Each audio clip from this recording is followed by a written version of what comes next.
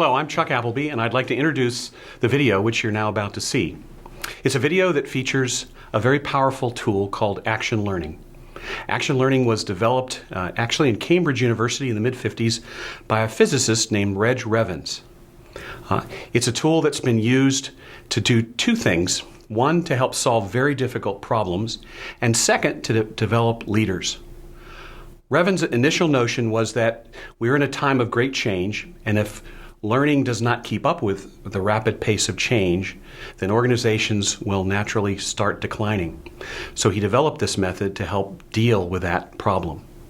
Action learning is typically used in organizations in two different ways. One, as a straight tool for problem solving, corporate or organizational issues, and second, as a tool for leadership development. And ideally, when action learning is done in an optimal fashion, it's done with both the goal of developing leaders and solving difficult problems. What makes action learning unique is its focus on the powerful question. It's not the answer, but the question that is most important in action learning. It also emphasizes the great utility of having non-experts in the room. In fact, those non-experts are often the people who ask the most powerful questions. The first step in any action learning process is probably 80% of the power of the method, and that is to gain clarity around what the true issue is. In my experience as an action learning coach, almost 90% of the time, the problem that's brought onto the table, into the room, does not remain. It changes to something different. Action learning has been used around the globe, from in the US, in Britain, in Singapore, Hong Kong, Japan. It's used all over the world in both government and industry organizations.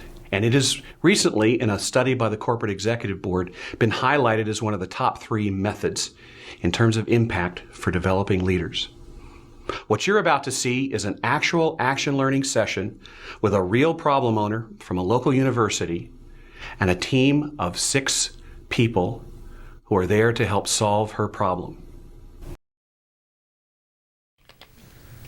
Welcome everybody to our action learning session today. I'd like first of all to have each of us introduce ourselves. So we'll start with Rosie. Rosie, just tell us your name and what you do for a living. Hello everybody. My name is Rosie, and currently I work as the Director of Learning and Development with the National Education Foundation. Thank you. My name is Scott. I am working for Fairfax County Public Schools. My name is Penny, and I work for a consulting company in the DC area. And I'm Chuck Appleby, and I'm a leadership coach, an executive coach, and I live here in Vienna, Virginia.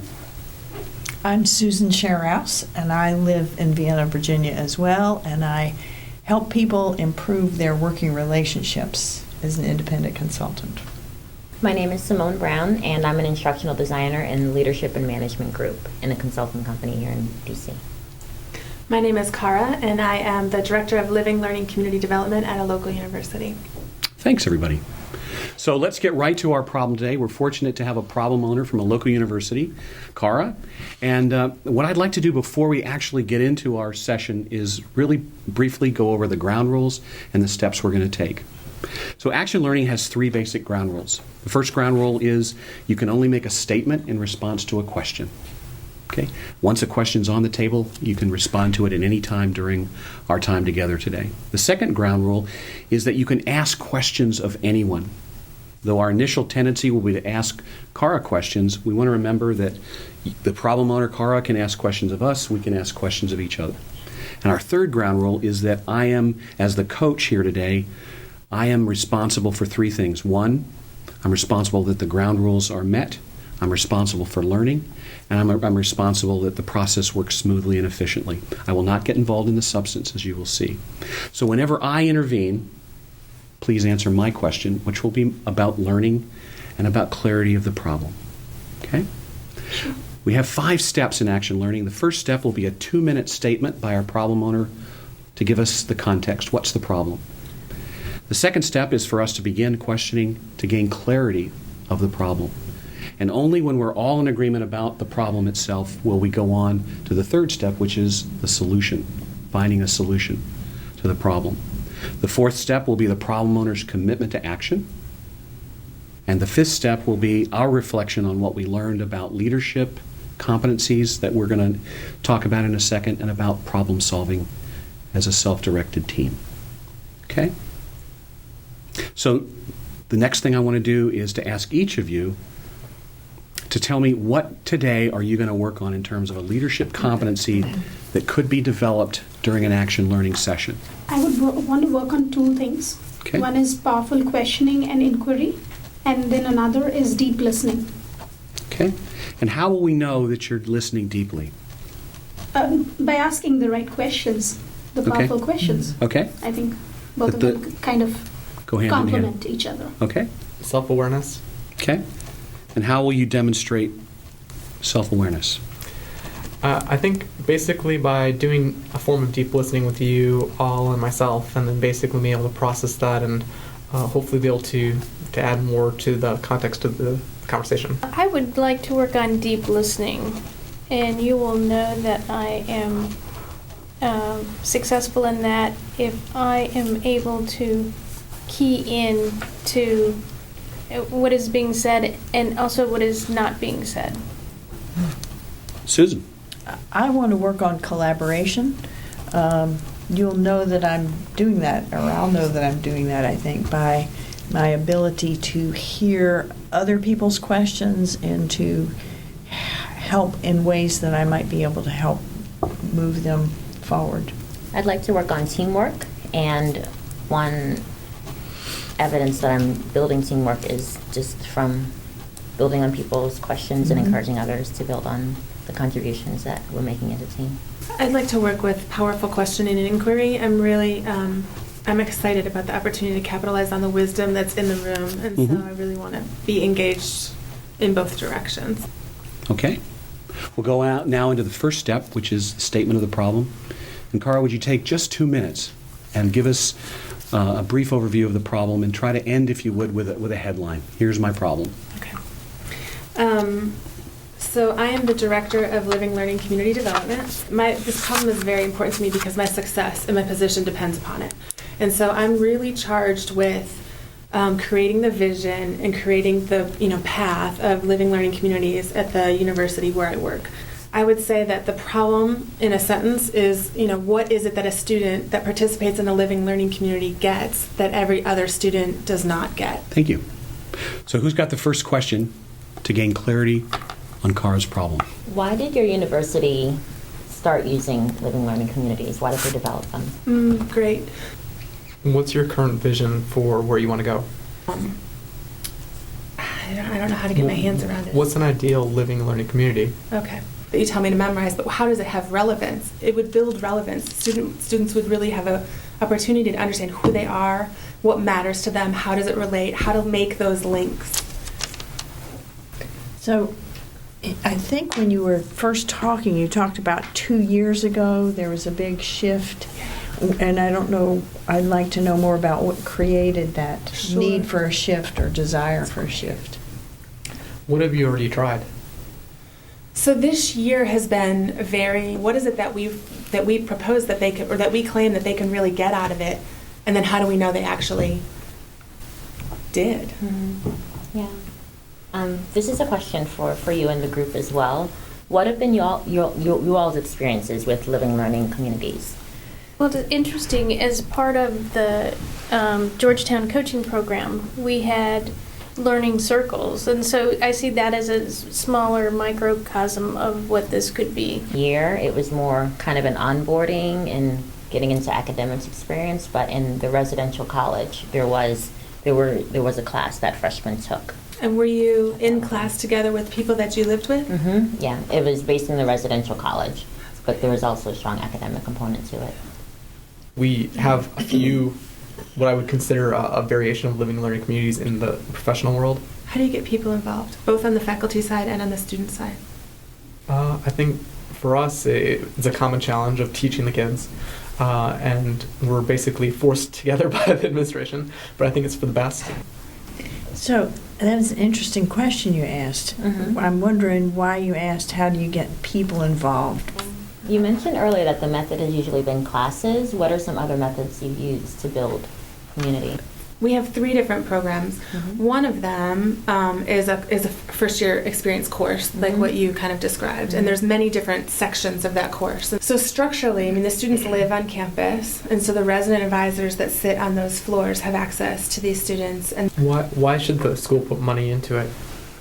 that's what the school's asking, right? Why should we dedicate resources and time and energy? Think about it. So let me intervene at this point and ask everyone to take a moment and reflect first. And then based on what you've heard, as well as your intuition, write down what Kara's problem is. Now that you've had a moment to reflect and then write down what the problem is, I'd like to ask each of you to state the problem as you've written it, and then pass your card to Kara. As I see it, it is a challenge for Kara, firstly, to establish an LLC and then even monitor and evaluate the LLCs. Okay, Scott? I thought Kara's problem was that LLC is not important to the students. Okay. The problem that I coming up with a plan and value proposition, including what and how to assess the LLC program in order to justify to the university they're supporting it with resources.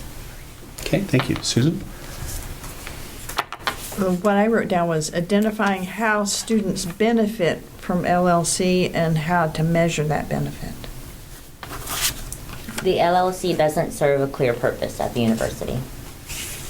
And Kara, what did you write? I've got, what could the LLC students gain through their experience that other students don't? Okay.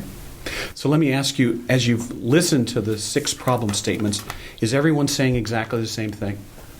No. Not exactly. No. We're in the same realm, but there's some different themes. So what are some of the themes that you've heard?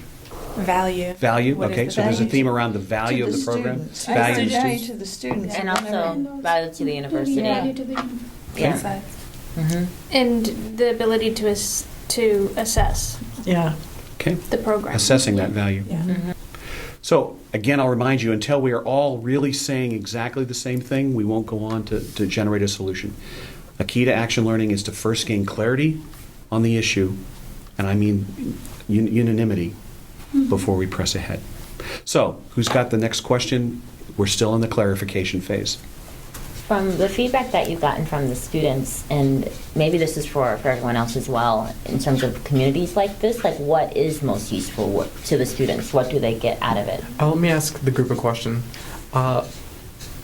What kind of activities do each of us engage in, and what's the thing that we find that group gives us in value?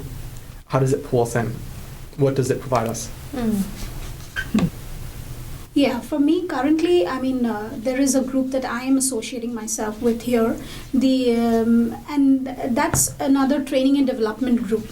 So I belong to a group that I finished graduate school 20 years ago, and these are people that I was in graduate school with a long time ago, and we meet about once a month and keep each other fed in terms of learning. And adding on to that, I too am involved with a group of people with whom I went to school.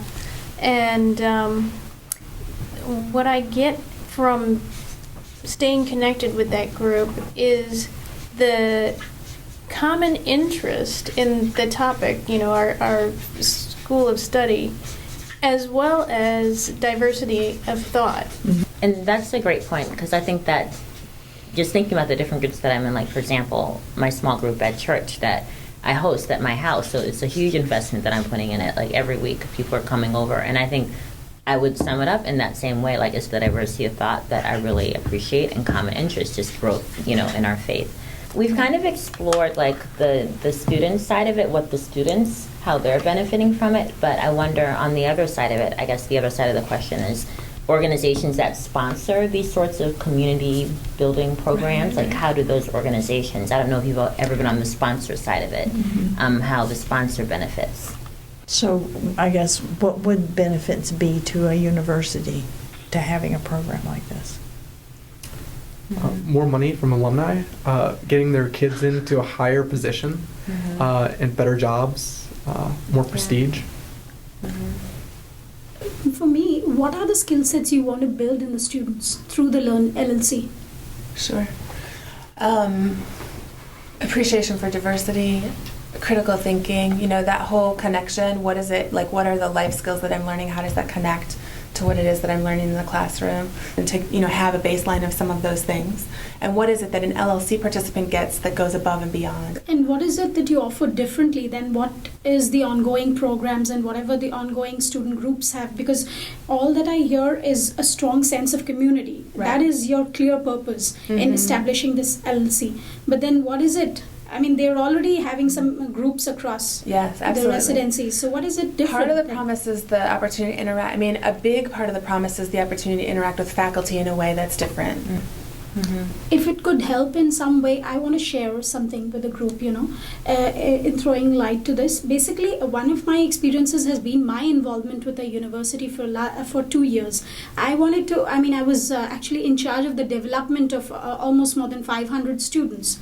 So if that, if you really tap on, I'm just trying to say that How did you decide team learning and leadership? How did you decide that those were the things that you wanted to develop? Yeah, it took a lot of time and investment in terms of not only, I wouldn't say that I was the only person. There were a lot of people involved. There were a lot of stakeholders, the university, the directors, every faculty, like you're saying. The faculty has to know what is it that they want to instill in the students. Right. What is it that they cannot do in the class and they want to do after the class? Right. Yeah. All of that. Yeah, I think that taps into a great point. Just to answer your question, what would determine what those topics are or what those themes are, I think, are the initiatives. Like, what's important to the university? What are the university initiatives? What are faculty initiatives? What are things that they would love to do as faculty but they can't quite do in the classroom, that somehow pulling the students into that would help them achieve their own goals? So it's not just the students benefiting, but faculty saying, okay, well, by participating in this LLC, this is helping me to meet my goal. The university is saying the same thing. The LLC is helping the university meet the university's 5-year goal or 10-year plan or whatever. So tying it to those. Yeah. Yeah, I can piggyback on that. Basically, I think you guys summed it up, but I just want to say in my own words. Sure. When I give something, if I pitch something like learning community to my kids, they'd be like, "That sounds really stupid." That's what they would say to me. If I were to do something like you were talking about, or you were talking about where you develop like a leadership club, or you develop something that's doing what they want to do, it's a lot more appealing. Yeah. And if you focus in on a task, that task in itself unites people and. Right. Yeah. Let me intervene at this point and just check in on how we're doing in the process of gaining clarity on Kara's problem. So let me just go around the room and ask you, I think we're doing great, somewhere in between, not so good. Just for a quick assessment. Again, Rosie, how are we doing in our questioning and gaining clarity? Sort of somewhere in between? Okay, Scott? I'll say in between. In between? Yeah, in between. In between? Yeah, I'm wondering if we're slipping into how to solve it before we've got the it down. Okay, so somewhere in between. Simone? I think we're doing great. Doing great. How do you think we're doing, Kara? So it feels like it's getting fuzzier. Clear. Okay. Somewhere in between also. Okay, so what are some suggestions that, those of you that said somewhere in between, think about what we could do better. But let me then, while you're processing that, ask Simone, who's thought we were doing great, what are we doing great? I think we're just staying open. Staying open to anything that comes to mind, just asking questions just all over the board. I think we're doing great also with volunteering from our own experiences. sharing experience. Yeah. Okay, good. So ideas for getting even, for building a more effective process for getting to the heart of Kara's issue. Any suggestions? At this point, I think, again, rephrasing the question as to what is her problem would be a good idea. Okay, maybe to check in on, once again, what's the problem? Yeah, Okay, we what's can the do problem? that. Any other ideas for? I would say that we need to focus more on, not on Cara, but we need to focus in on all of us, and that there needs to be more questions directed outwards to be able to just by you asking a question, just like you saw before, she was like, wow, that was a really interesting comment. I mean, I hadn't picked up on that. It was those words, those questions that you say allow us to kind of be able to generate something that might be useful. Yeah. And it seems like a lot more creative energy flows when you're asking questions and people are talking about their experiences. Yeah. It seems like you can from that. Okay. So more questions of each other. Keep asking good questions. Stay open. Okay. So let's take your suggestion once again, based on what you've heard and your intuition. Please write down Cara's problem. Okay, let's have everyone once again state the problem. We'll start this time with Simone and go clockwise around. What's the problem? Students, faculty, and the university do not see the benefits of investing in the LLC. Lack of clarity about the value of living learning communities. How Cara can get momentum if she's uncertain of the program benefits. What do students want, and how to structure the LLC to give students what they want. Cara herself is not clear on LC's goals and why it should be there at all. How do I deal with campus politics as I work to build infrastructure around successful LLCs? Okay. Are we all saying the same thing? No. No, Close. no. So- I mean, we got to So- hear a very different dimension. Okay. We have a whole new question. It's a whole new. So what are the sort of what things stood out as themes? So there's something around politics. There's something around Infrastructure. And there's something around certainly convincing about the LLC. Firstly to yourself, your students, your faculties, and then Yeah. the university. okay. And, well, okay. I'm No. just wondering, like, just to sum up our themes, because we're kind of focusing on hers, but I feel like there was some similarity Okay. in the Yes. things that we came up with. So the similarity being, what was in a nutshell, the similarity that binds us all is Yeah. what? What? How would you describe it? Help me, guys. We all contributed. The overall uncertainty and also Cara's uncertainty. Yeah. Yeah. About Yeah. So there's some Why are we overall doing Need uncertainty for of the clarity. value, Yeah. and then there's Cara's particular uncertainty. yeah. Okay. Yeah.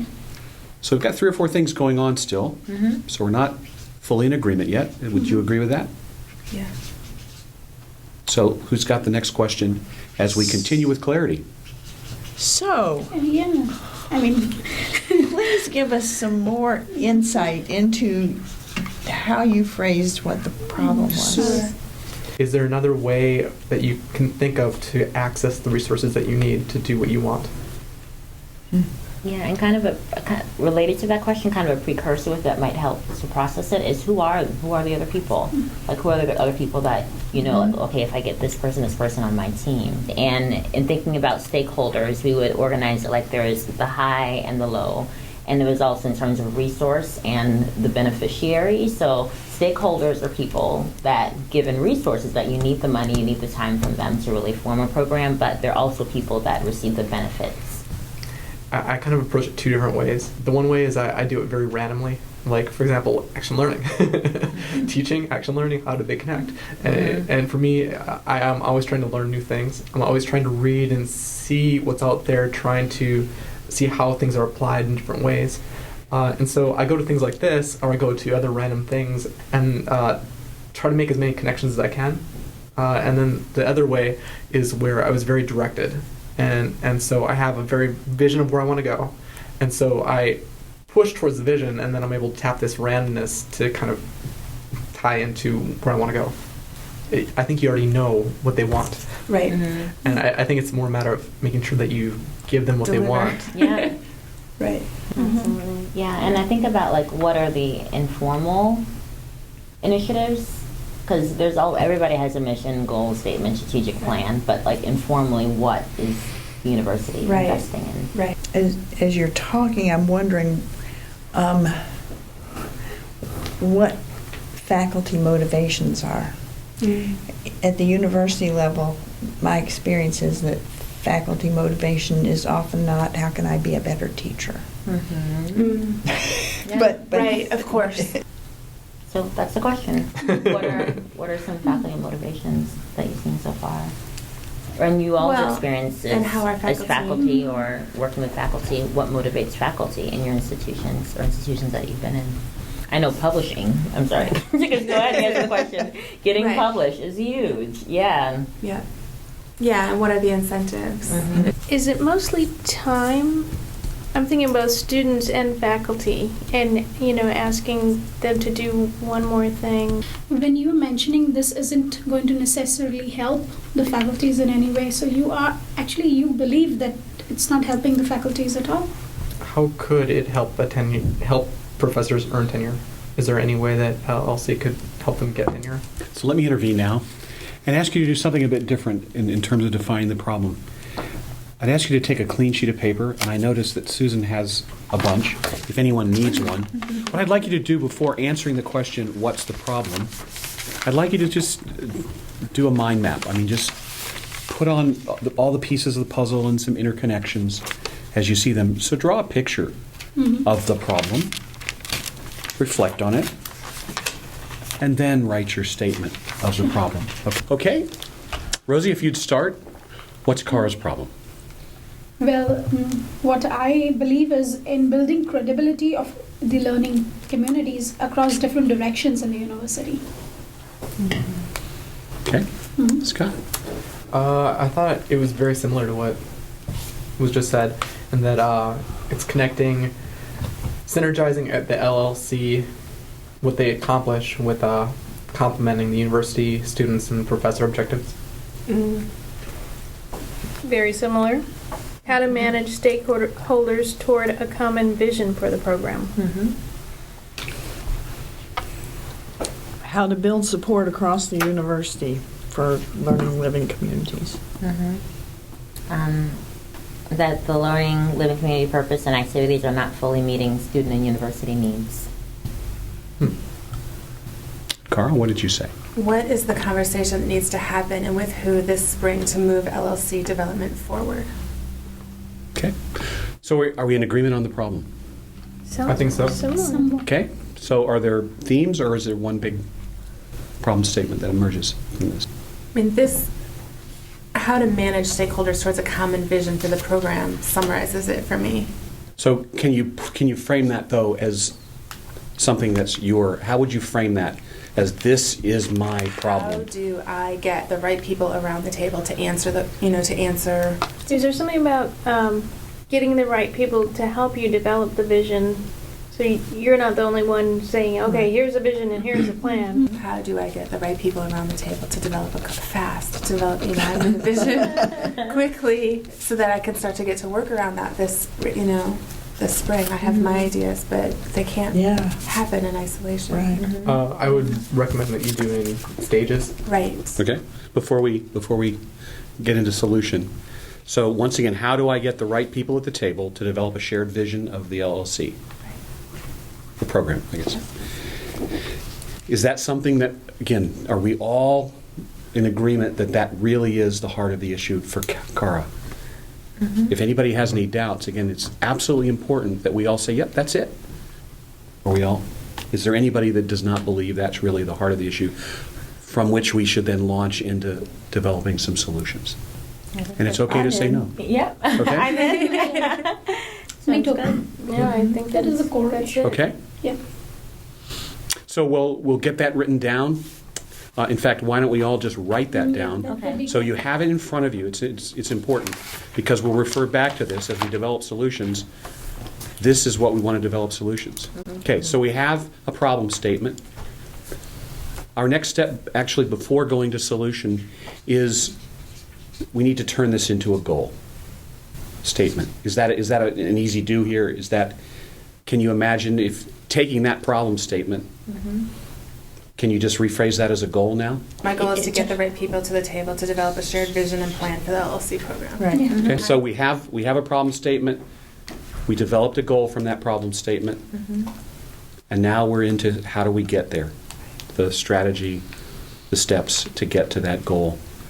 So who has the first question, now that we're in the solution phase, for resolving or getting to this goal? The question I have is, you've listened, we've talked, and you've listened for quite some time now, and I'm curious about what each of you individually sees as the leadership move here. I would find the people who are the most behind the program, the proponents, to kind of start to develop some energy. Stakeholders, and not only those stakeholders, but people that have kind of the ear of the stakeholders, like people that you can go through to get to the stakeholders. And identifying the alligators. I would do a value analysis of the current LLC program offering, and maybe revamp that in the first place. I have to realize that there's a lot of people invested in what I do. Right. And stepping on people's toes is not a good way to earn credibility. Right. And it's not a good way to build your program up. And at the same time, you can also access massive amounts of resources that I would have no idea are there, but they do. The question was, what would I do? To have a plan to bring them together in a way. There's something called World Cafe that would get those groups of people in small groups working on a really hard problem, and this is a really hard problem. But you need to, kind of understand what the students want eventually. Are there graduates of the program that you could tap into, or is it still too new? It's new. We're in the first year since we kind of revised the guidelines, but there would be some School of Management participants from last year that are pretty excited, and some of our current students are, current students are excited, and some of our current resident advisors are excited.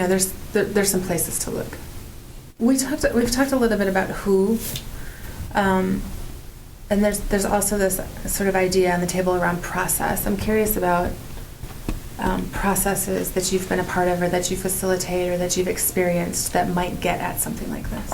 IDEO is a company, IDEO, and they have this process that they use. They're one of the premier design companies in the world, and they have this process that they've developed over the years, and it's just this compressed format. People are at tables, and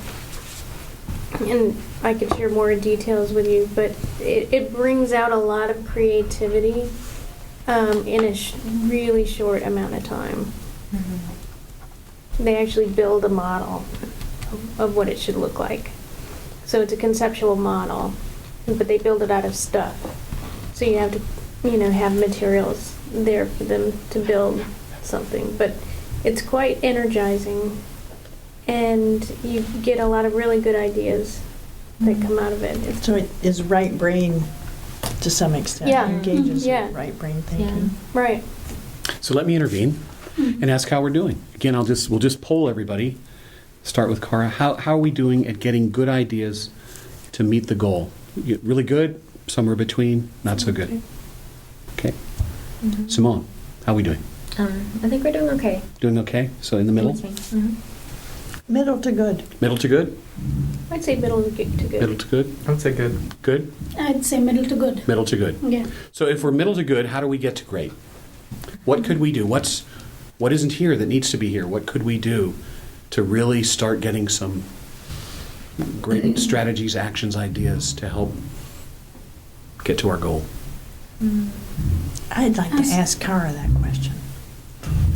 Yeah. That's what I was thinking. What do you need to know?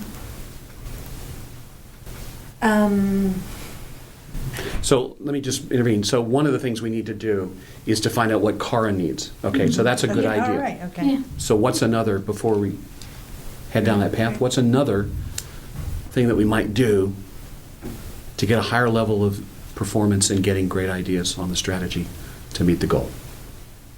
Taking a minute ourselves and asking us that same question what she put forth. Like, if I were in her position, Okay. what are the So maybe strategic reflect thinkings, reflecting. internally and then giving our own. Yeah. Okay. Anything else? How's the energy level? How's the energy level I of feel like of it's this? a little bit sluggish. It's a little bit sluggish. It feels weird because I feel like we are where we want to be. We've identified the problem. We're focusing on solutions, but I just feel like the energy's kind of waned. The way energy's Yeah. waned. Yeah. Okay. Yeah. So what could we do to build energy? Get up. Okay. So we could stand up and brainstorm, Yes. or move around and brainstorm. Yeah. Okay. Yeah. And maybe also like get into different perspectives because we're in Kara's perspective, which we need to be, but I don't know, maybe it's possible to look at it from other perspectives as well, like maybe from the other people Role playing would be Yeah. awesome. perspectives. Yeah. Yes. Role playing? Yeah. That'd be a lot of fun. Yeah, that would be fun. Okay. So why don't we do the fun? Let's stand up. Before we stand up, let's assume some roles or some perspectives, if you will, maybe some stakeholder perspectives, who could then, if from their perspective, what ideas, so forth, would we have? So, Rosie, what would you? Is there a stakeholder that really kind of grabs your interest that you'd like? Student. You'd like to be a I student? want to be a Yes. student. Okay, we can have multiple students. Scott, is there a the provost, a parent, a faculty, I would like to be a professor. a professor? Any is there a role that grabs you? Or if you want to be another professor or whatever, that's fine too. Well, What about being Kara's boss? okay, you want to be Cara's boss. Susan, is there a I role would for like you? to also be a professor. Another professor, okay? I guess I probably should go into probably a staff person at the university. I don't know if I want to be the provost. Is there another staff person that it might be good to get their perspective into it? Sure, you could be director of housing. Director of housing, is that the residential? good. Okay. So what role would be most useful for you to play? So crazy. Yeah. Right. Okay. Assistant provost, is that? I want to change mine. I want to do a LLC alumni. So one of the students good, who was good, in. good. Okay, a student LLC alumni. Yeah. Okay? So let's all stand up and let's play our roles and then continue with the questioning. Why should I come to this LLC? Because it's good for you, like vitamins. Yeah. Never good answer. As a LLC alumni, the friends that I've made, I've been able to hold on for a long time. I would hope that I'm earning more money because of it and a better job. Are you really earning more money out of it? I don't know. Well, because that would motivate me to come. I don't know. Yeah. Well, as a faculty member, I'd say that we'd have to do some research on that. Just not sure how you would prove a statement like that. Or it could be that it expanded your horizons. Like maybe you came in thinking you just wanted to be, or maybe it's fine, you wanted to be a doctor. And then it just expanded your horizons to see that really maybe that's not your strength, and maybe you'd be better off, being a mathematician or something as a result of LLC interactions. And what I can assure you is that academically, the students who participate in our living learning communities are better performers. They're more likely to stay at the institution. They're more likely to be connected to their peers. There's a stronger sense of community. Yeah. They do better in their coursework. Yeah. As director of housing, to answer your question, I feel like you wouldn't, as being part of LLC doesn't take you out of what you're normally doing anyway. Well, I have to attend lots of classes, and then, we have fun groups. I mean, I would rather like to go to those fun groups, and that's again another way of networking with the alumni and everything. So, I mean, I really don't see a benefit. As a faculty member, I have a lot of questions about what I'm being asked to do and why I should be participating. It may be that there's something in there, I don't know what your research is around, but there may be some research opportunities, some case study write-ups, a way for publishing the experience of the students, and that may be of a benefit to you. As LLC alumni, I would have loved to have been able to work in your lab and help out with stuff and apply what I'm learning within that situation. As director of housing, I know we're looking into the option of having faculty. I have a slightly different question, I think, as a professor, and you're really asking this group of people to come and commit a period of time to thinking this through.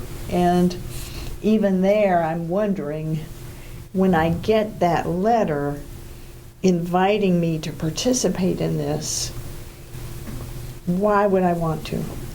One thing, if I would put myself in your shoes, that would motivate me, just being very relational as professors tend to be generally, it would motivate me if another professor had already participated and had come to my office along with the letter, not just the letter, just the email, but come to my office and say, hey, did you get that email from Karen? Okay, let me intervene. And we said, when we said, what can we do better? We said, stand up, get some energy. We said, take on roles to get some new perspectives. And we also said a third thing, we were going to ask some good questions that Cara had, which is, from your perspective, what would you do to get to that goal? How are we doing in that third suggestion of answering the question, what would you do to get to that goal? And no, I think we are moving also in that direction, Okay. because in our own roles we are asking the right questions, and in that I mean, we are actually coming to, you know, who are the stakeholders and what questions would they have, and what kind of questions she would have to answer. So I think we are actually You're doing that? Okay. we are doing I'll that. back out. Please continue. I mean, I don't know whether we are, but I would say that we are Okay. doing that. I'm just wondering if the different stakeholders have a place to rally around, or does it seem just kind of not here and not there, like I can't get my arms around it? Right. More like a steering committee, so it's not just a one-time thing, but on a continual basis. Is that what you're... That's an interesting... When you said that, I thought of like a board. Can we sit again? I mean, this has kind of taken us in a different direction, but I feel frustrated by this. And so I'm wondering what seems frustrating. I'm curious about what might seem frustrating about this issue to each of you. Where to start? Oh, Well, absolutely. I thought you had so many things that you were going to say. No. I was saying that might be frustrating to me. Is there, where do I start? And for me, I keep thinking that stakeholders have to have some stake. And so your challenge is, how do I sell them that they have some stake in this? And I also think about what would be frustrating to me is if I'm not quite getting what I bargained for. Like if I came into this thinking that, I'd have everybody, on the team, everybody be excited, and I'm having to do a lot of more pushing and pulling and marketing and selling than I really bargained for. That would be frustrating. And then I guess to mitigate that frustration, I'd have to just realize, well, it is what it is. Like, this is the role that I'm in. Okay, how can I be successful in this role? I would say accessing resources. It seems like the different people in your organization have put priorities that are not aligned with helping you to achieve your objectives. If I were in your position, what I would do is probably identify at least one or two other persons who are really interested and motivated in promoting this LLC, and then taking it on from there. The dynamics. In my role as a student, when I was exploring the questions further, what I wanted, is some other benefit. And what came to my mind as a benefit would be, in the current situation, a kind of an interaction with the industry experts.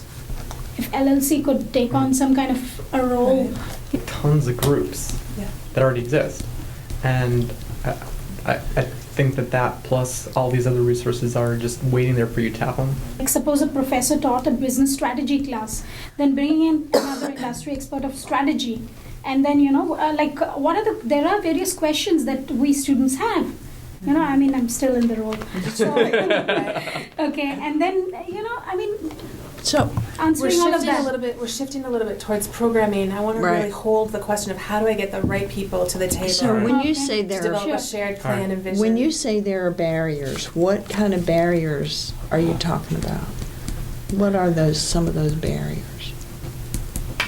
It seems to me that, given how high profile this is, you could leverage that to get indoors to speak with people.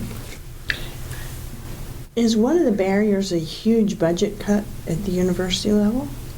Money is money is definitely a piece of it, for sure, yeah. Yeah, but it feels like it's more people, like who gets to talk to who and why and how you even know that stuff. I mean, that's not directly spoken.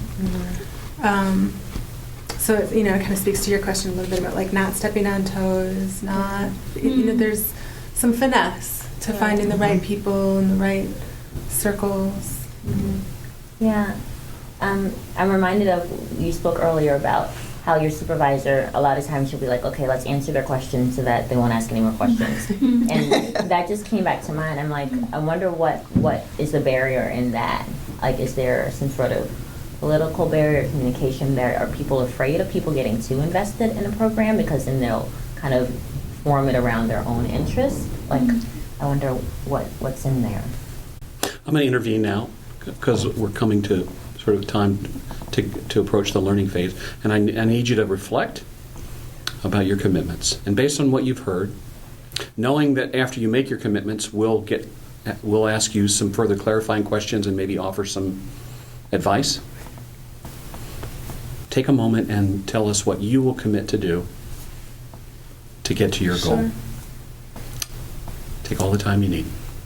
And if people leaving that meeting had a clear idea about what's happening next, people who had a part in it knew what it was that they needed to do. I mean, I can see that I would have things to do, but that other individuals may as well. We could move into spring really knowing what that is. So what I heard was my commitment is to figure out who to get around the table. I mean, to get people around the table, to figure out who to get around the table, to figure out what the structure of that conversation, so that we develop some next steps for moving into the spring, and you want to make that happen within 30 days. Yeah, Is that initial conversation. Okay.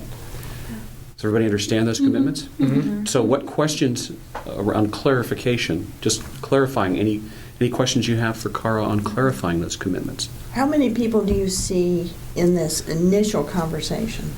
10. Okay. And another question is, what are some preliminary steps to getting people around the table? Facilitated conversation. Yeah, that sounds like another step, even like doing that research. So your question is, what advice do you have for me in executing these 4 commitments? As far as the tools go, something around appreciative inquiry. Another one is So- open space technology, which involves a lot of appreciative inquiry.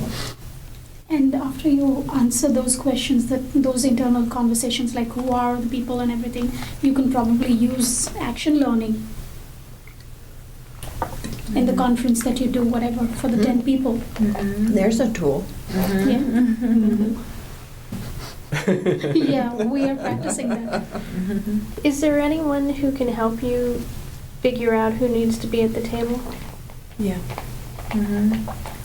So meeting with them. Mhm. And that goes back to what Rosie suggested, that core people, like your core kind of posse to get with you and then help you get with the other people that need to be involved.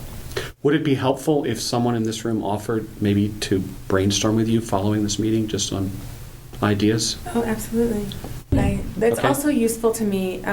You had mentioned that you're willing. If people are willing to talk with me, that's useful to me. Yes. The conversation keeps me in the momentum and keeps Right. me. You can see how mired down. We can do a conference Yeah. call, Yeah. maybe. That's great. Yeah. Thank you. Yeah. So when will you get back to the group? In the next 2 weeks? I mean, you want to make this happen in 30 days, so do you want to report back after it's happened or just before, or what would you like to do? So, So- by early February, I'll let you know Okay. kind of where I am. First week in February? Yes. Okay. Okay. Yeah. So looking forward to hearing from you. Definitely. Okay. And we're looking forward to hearing from you before then. Yes. On an as-needed Yes. basis. Thank We're you. on Okay. call. Too. That's great.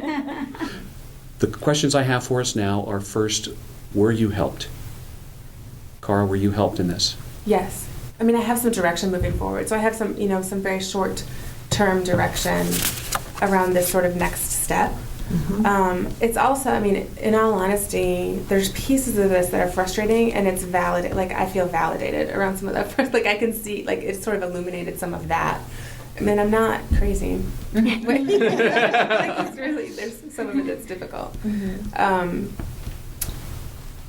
Because it can seem like that. Like, it can get simplified. It can get, like, some of my conversations back on campus can get really drilled down, and it really is big, actually. I mean, there's a lot of pieces, there's a lot of parts, and I need to make it simple and kind of take a next step. So that's, it's helpful for me to see, okay, yes, it is all of this, and what do the next 30 days hold? And then the next, because that's how I'm going to tackle it. Good. Beautiful. Thank you. It's the only way you can tackle It is. actually. It is, right? I've noticed. So let's reflect for a moment on our process as a group and how we did in clarifying and then developing some solutions and commitment. Sure. How did we do? What would you highlight in describing what happened that you did well? I heard some great questions. What is an ideal LLC? How do you get people involved, students and faculty? I thought that they were good getting information questions, so we had a better handle of what we were talking about. I love Simone's idea of the role playing. I thought that was Okay. I thought that was genius. So role playing, and how did that help? What did that do?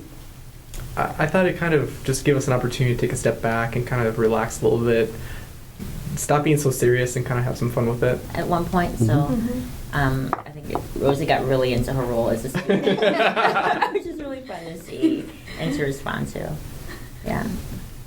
So you gave some good feedback to the group, Yeah. redirecting back to the problem. And I really liked when Cara asked us questions. Yeah, that was great. Because that was, it just changed things. When you said, what would you, or what have you done, or what would you do? It was like, yeah, it looks a lot easier from this side of the table. So I really like that. What are some things we do better? Meeting again, doing action learning once again. How would you improve this? Maybe an action learning session again, after all the ideas that have come through, all our brainstorming, emailing, everything after a couple of months, and really seeing where have we really solved anything. So did the drawing help? When we said, let's draw the problem and then put the problem down. Was that useful, or did yeah, or were we thank already you. far along it didn't really add much? I liked it, but we should have shown it off. Yeah, really. I really wanted to Okay. show everybody my picture. Yeah. Yeah. You wanted to show your picture. huh? Yeah, I want to see your pictures, all of Okay. yours. And along Thank you those for the lines, idea.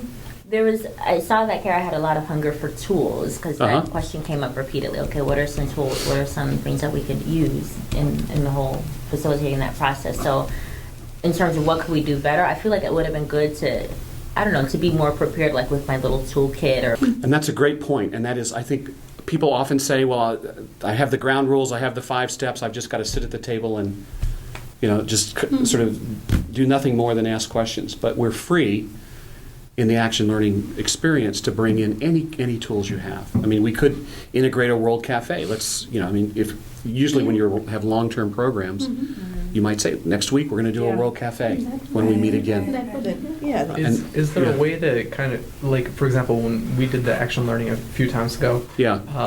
we were given a write-up of people's problems, or there were people that gave a picture of their problem. Yep.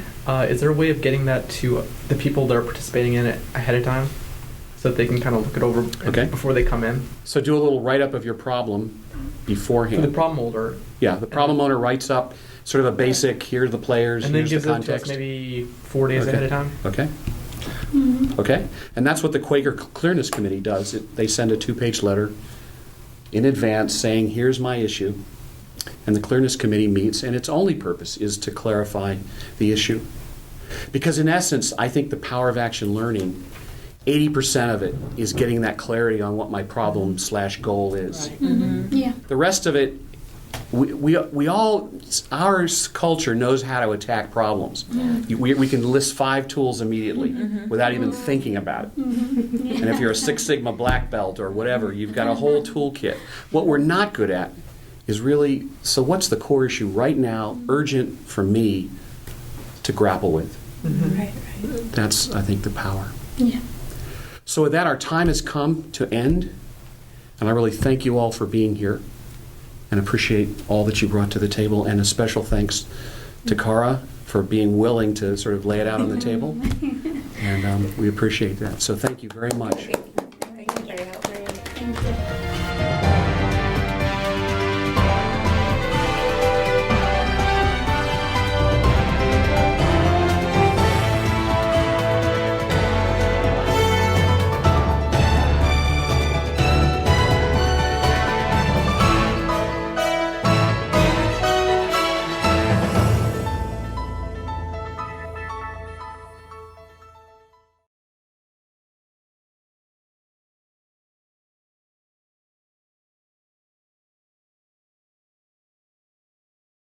This is my first experience with action learning, so this is my first taste of it. It was really valuable to me. I really appreciated the collaboration. I appreciated the insight from other people.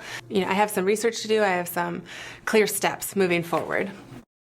Before today, I'd experienced it when I was working at a federal government agency a couple of years ago for the first time, and then the next time I experienced it was as part of the certification training, being a problem presenter and then also being part of the team that helped solve the problem. And I also facilitated it in a government agency, and it's been wonderful. It makes me want to come back for more every time I experience it. I have only read about it and heard about it, so I had the conceptual idea, but had never experienced it firsthand.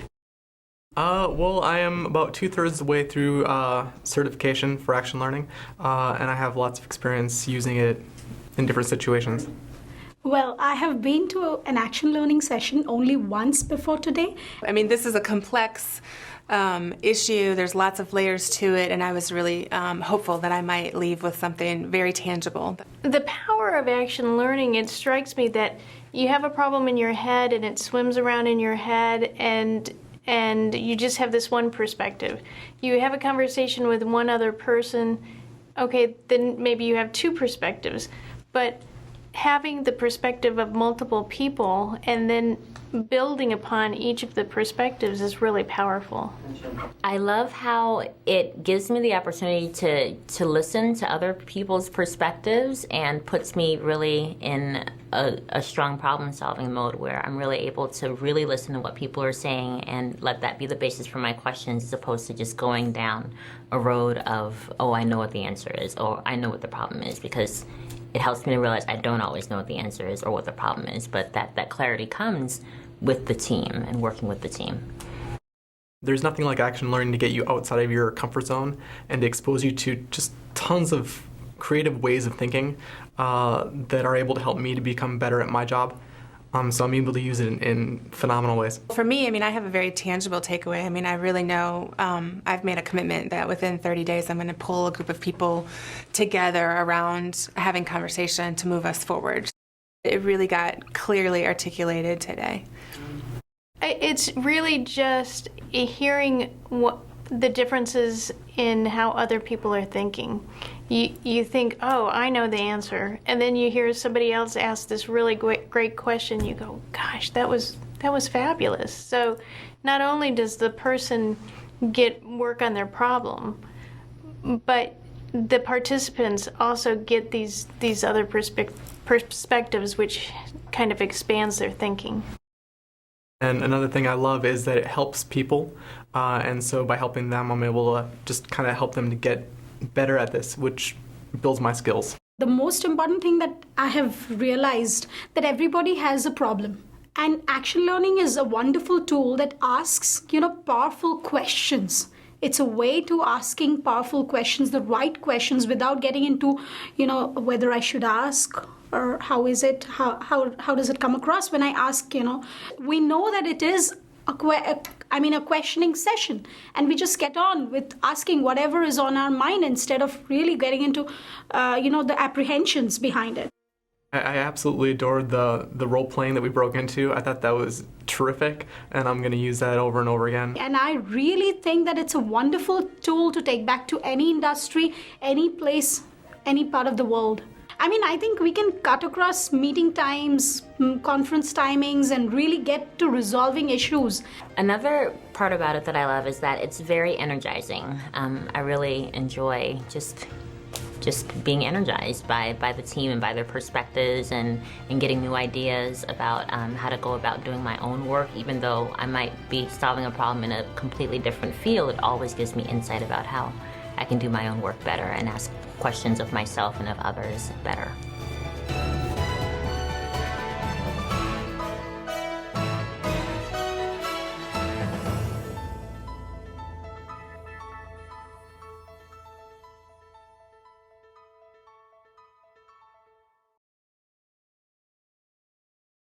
Hi, Chuck. Hi, Rosie. Yeah.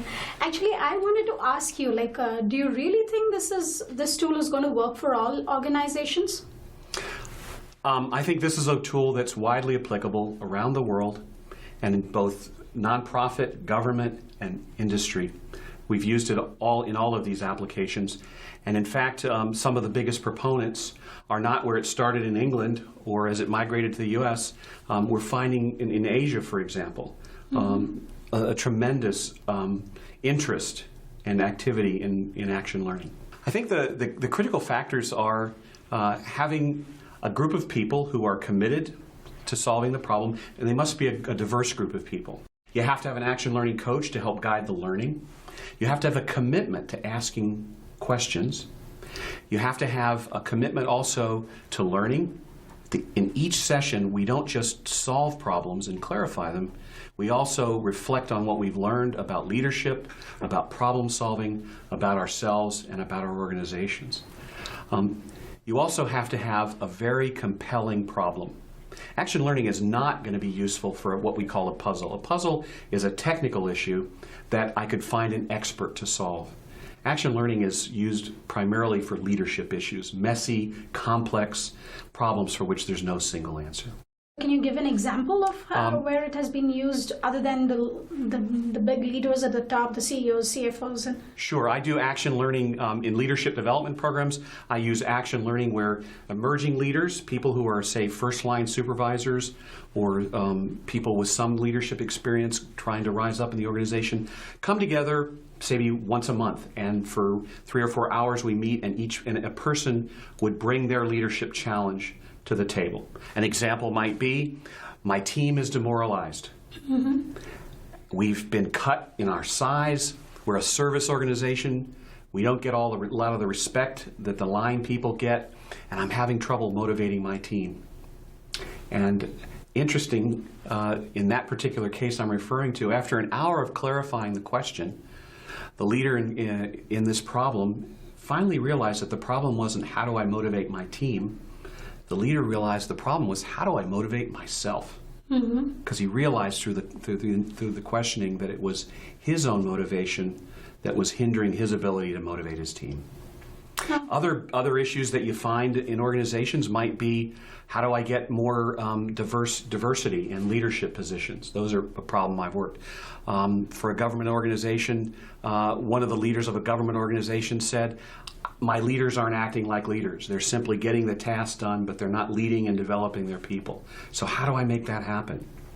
So those are just some of the examples of problems we've dealt with in organizations.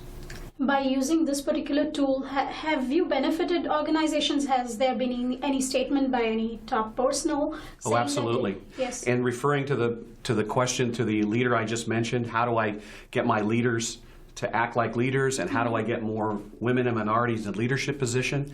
After the project was over, the leader met with the two teams that were working on these problems, and he was so impressed by what they had accomplished in the organization in solving the problems and in developing their own leadership capacity that he said, I want this in our organization everywhere, and I want it now. So it really does evoke some very powerful responses in people. And what you find in action learning is that over time, and when you're together for 3 or 4 months in an action learning team, you develop a tremendous camaraderie with the team itself. A tremendous trust develops as a result of working on a tough problem. And we find that people end up staying together for a long time in a unit, coaching each other in a sort of a peer coaching environment. So it builds peer coaching. It helps people develop leadership skills they need to be good coaches, because that's really what you're doing in an action learning session. You're really practicing great coaching skills. The questioning, the reflection, the gaining different perspectives, the helping people understand how to get over barriers and achieve their goals. One clarity I seek personally is like, see here, currently this video that we did is about, people from different organizations. Right. So they can feel free to ask questions of any kind. But Right. what if when you're doing an action learning session within an organization, I mean, I might be fearing that if I ask this question, what if my boss, gets annoyed? I wouldn't get the next promotion. That's a So- fantastic question. So there's 2 things that have to happen to build trust in an action learning team. And that is, one, the people have to be committed. They have to show up. Because if some people don't show up, the team begins to wonder, why are they not committed? And it kills trust. The other thing is the issue you build. How do we maintain the confidence that what's said in the group stays in the group? Because the nature of the questioning process makes you really listen to other people, unlike any other I've ever seen, it does help to develop this sense of I care about what you're saying, and that in turn helps develop trust between people. So you would say that the clarity would be equally there as well as here? Yes. I mean, there Yep. wouldn't be any difference. I think it's just more challenging when you're operating inside a company and everybody's perhaps peers Yeah, competing for the same positions in the company. position. That's more of a challenge, but I've done it and it works, but it's got to be done with some really good ground rules and some accountability. Got it. So anybody can just come on board and practice an action learning session, or would Absolutely. you recommend some pre-readings before, or some No. kind of a prerequisite for a person to be Yeah. taking on an action learning session? Another great question, and that's one of the things I love about action learning, is it doesn't require any pre-training. We can, in 10 minutes, brief everybody about what has to happen to make the session work, give them the ground rules and the steps, and we're off and running, so it can be done very quickly. And one of the things that's really wonderful about action learning is that because the focus is on the question as opposed to the right answer, everyone at the table feels empowered. Because anyone, no matter if you're the employee that's only been here a day, you can still ask great questions and not have to say, oh, what do I have to add, in comparison to there's somebody that's been here for 20 years. Sometimes. It really empowers everyone to say, well, what about this? And why did you do it that way? Yeah. So it can be very empowering. And it also equalizes. I find that because of that same phenomenon, you don't feel that sense of hierarchy, even though you may have people from various levels in the process. Thank you, Rosie. Yeah. Thanks, Chuck.